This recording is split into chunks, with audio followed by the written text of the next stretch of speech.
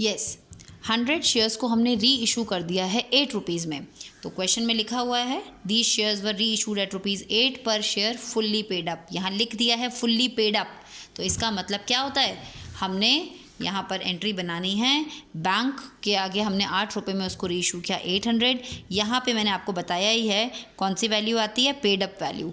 Paid up value अगर question में given है वेरी नाइस, अगर नहीं गिवन है तो आपने कॉल्ड अप वैल्यू को ही यहाँ पर लिखना है, पर इस क्वेश्चन में गिवन थी। यानी कि हमने 1000 रुपये के शेयर्स को 800 रुपये में बेच दिया, हमारा 200 रुपये का नुकसान हो गया। कंपनी को कई बार री इशू के टाइम पे नुकसान भी हो जाता है, तो नुकसान हो गया, लेकिन कोई बात नहीं, हमने इससे पहले मिस्टर एक्स के कुछ पैसे हड़प रखे थे। वो कितने थे, 200 रुपीज़। हमने मिस्टर एक्स के, क्योंकि मिस्टर एक्स ने एप्लीकेशन दिया था, वो 200 रुपये हमने अपने पास रख लिए थे, ये 200 रुपये हमने उनके हड़प रखे हैं। तो इसीलिए हम अगर री इशू करते वक्त नुकसान हो भी जाता है तो मैक्सिमम हम इतना नुकसान बियर कर सकते हैं, इससे ज़्यादा नुकसान हम नहीं उठा सकते हैं। What is the maximum permissible discount given at the time of री issue, the amount in the forfeit account. इससे ज़्यादा हम नुकसान नहीं उठा सकते। तो अगर हमें ये 200 रुपये का नुकसान हो भी रहा है तो हम ये फोरफिट से ही कॉम्पनसेट कर लेंगे। अब हमारे पास 200 रुपये हड़पे थे, 200 का ही नुकसान हो गया, क्या हमारे पास कुछ बचा, प्रॉफिट बचा, फोरफिट अकाउंट तो खाली हो गया। यहाँ देखिए फोरफिट क्रेडिट है 200 का, यहाँ फोरफिट डेबिट है +-0, फोरफिट में कुछ बचा ही नहीं, तो इसलिए ये एंट्री अब हम नहीं बनाएंगे। Clear? Last part of the question, allotment and first call not received, share were forfeited and reissued at ₹10।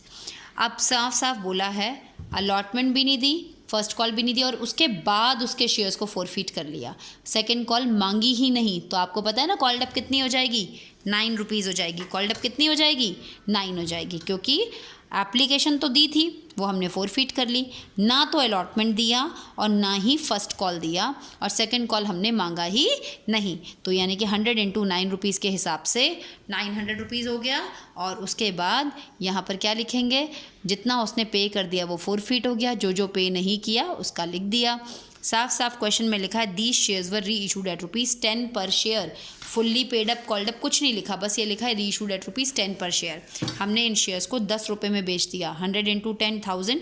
आपको बताया है 2 शेयर कैपिटल के आगे ये वैल्यू कौन सी होती है, बार बार बताया है, पेड अप। क्वेश्चन में अगर पेड अप नहीं दी तो यही वैल्यू कॉल्ड अप वैल्यू ही यहाँ पर लिख देते हैं।